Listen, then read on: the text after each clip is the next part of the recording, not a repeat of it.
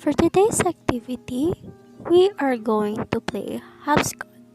So, what is hopscotch? So, hopscotch or pico in Tagalog is a popular playground game in which players toss a small object, which is called a laguerre, into numbered triangles or a pattern of rectangles outlined on the ground and then hop or jump through the spaces and retrieve the object. It is a children's game that can be played with several players or alone.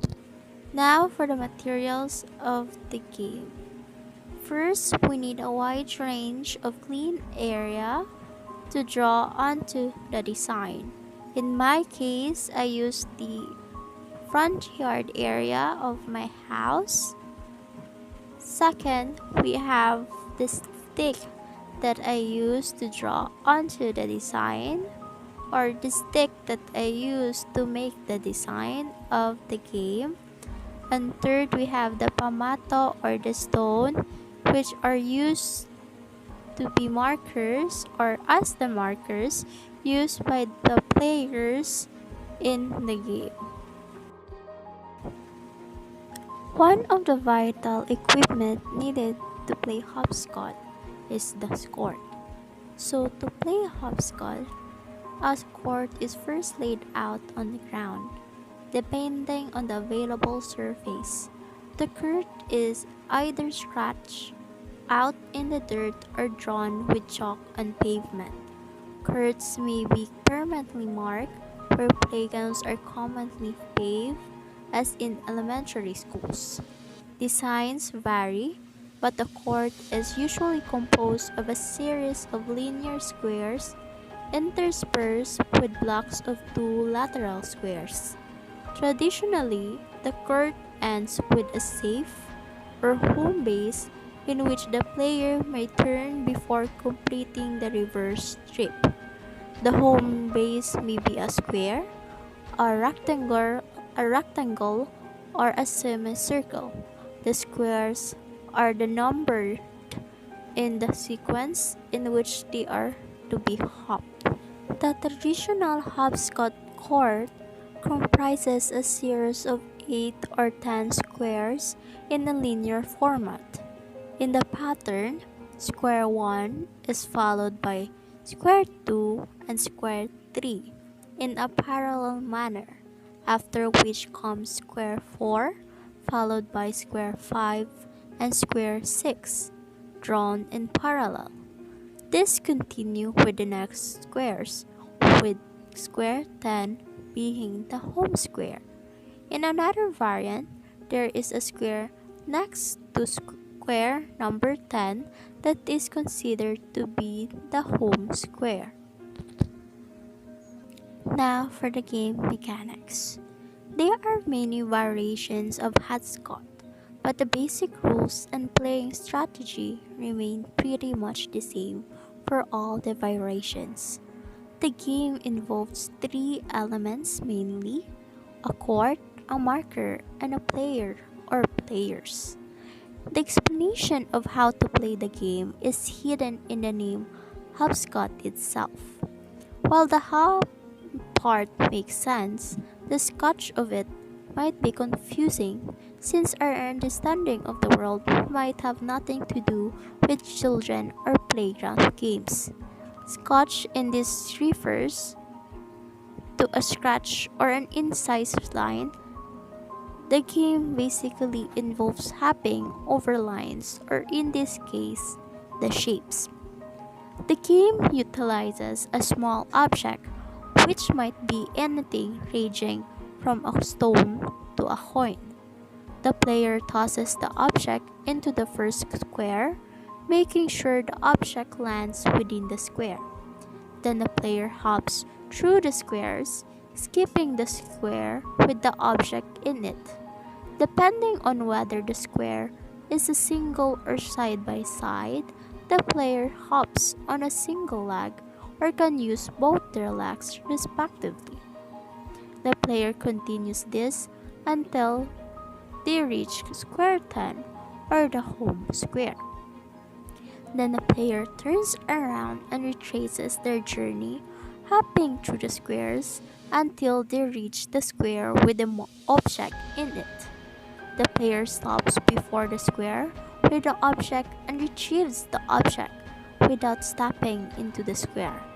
Upon successfully retrieving the object, the player continues the game by throwing the object into the second square and repeating the game.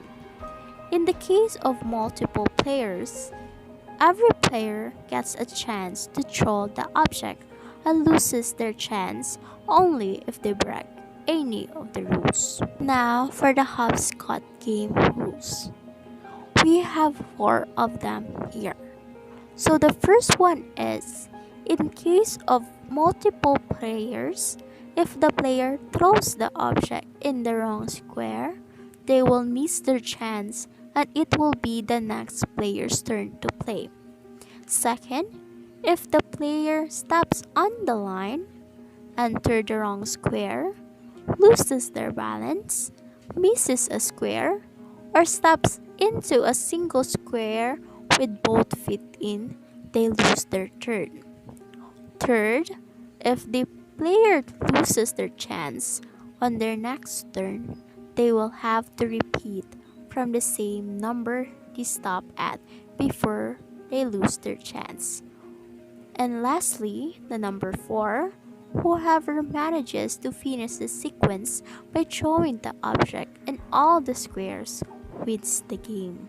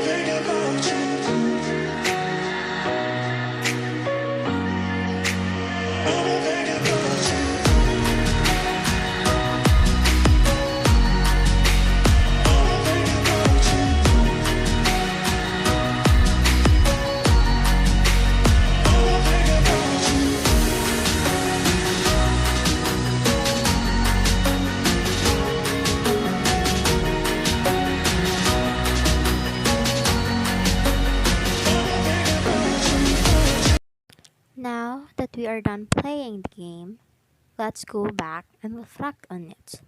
The game itself is such a fun and simple game, but even with those characteristics, it uses skills to perform it. For example, skills such as jumping or hopping are examples of the skills known as locomotor skills, which are meant to move your body from point A to B. Other skills that were used in the game are the skills such as the manipulative skills and the stability skills. Manipulative skills include the act which involves the control of objects and various parts, which in this game is used when throwing the pamato or the marker of each player. Stability skills, on the other hand, is the act where the body remains in place but moves around its horizontal and vertical axis, which in this game is the act of balancing between or inside the squares, wherein the player must balance his or herself just to not lose or step out of the squares. In conclusion, these three fundamental movement patterns are essential or used in one's own body, and when he or she perfect this pattern, he or she can have a high probability of winning this game. And of course, although this game executes that movement, it's still a fun experience to play this with your friends and families.